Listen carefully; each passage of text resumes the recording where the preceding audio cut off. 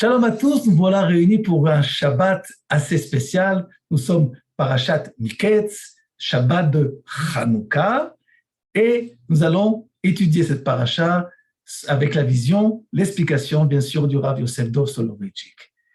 Et la parasha de Miketz nous fait part des fameux rêves, pas de Yosef, mais de Pharaon.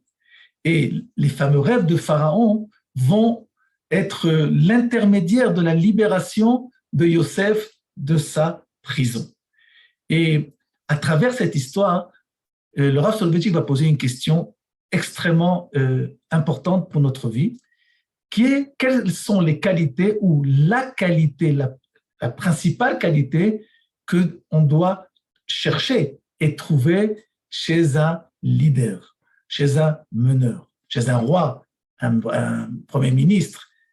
Qu'est-ce qu'il nous faut chercher, identifier pour savoir si on a affaire vraiment à un meneur? Et voilà que le Rav Soloveitchik nous enseigne que par les rêves de Pharaon, ce qui s'est passé dans la personnalité de Pharaon n'est pas tout simplement un acte technique du rêve. Pharaon rêve, deux rêves en question. Non. Le Rav Soloveitchik nous enseigne que Pharaon a eu une métamorphose au niveau de sa personnalité. Cela veut dire que si jusqu'à maintenant, Pharaon se suffisait de régir, de diriger son pays par une direction technique des choses, on a affaire à un gérant, comme on peut affaire à un gérant d'une entreprise, ce qui est très important d'être un bon gérant. Pharaon se rend compte que ce n'est pas suffisant pour être un roi. Pour pouvoir être un meneur, Pharaon comprend que tout passe par la vision, par l'idéologie, par l'horizon futur.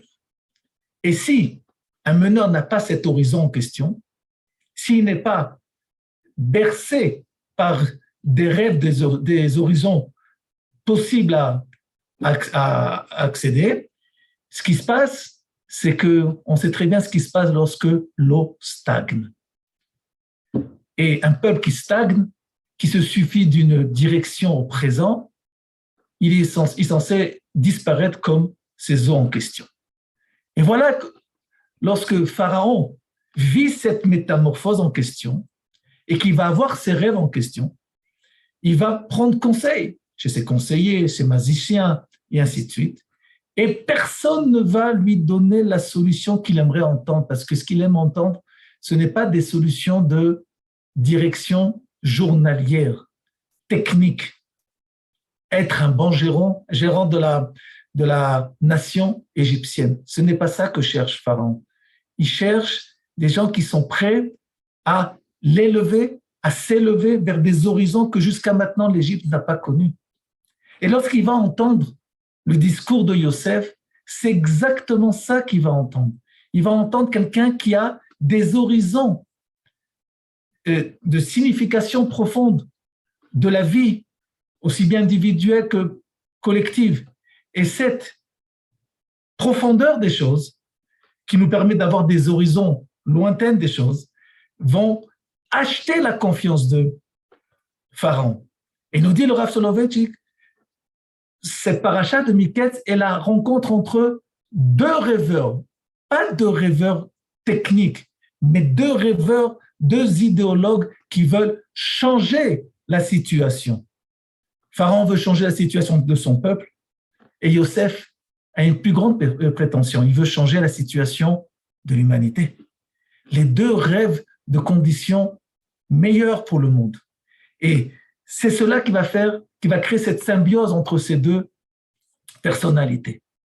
Et c'est tellement important de comprendre cela qu'on comprend aussi pourquoi à Hanouka, on lit cette paracha. Parce que les Maccabim, qui ont combattu la grande puissance de la Grèce à leur époque, sans ces horizons futurs, ne se seraient jamais engagés dans cette aventure très dangereuse de combattre cette puissance.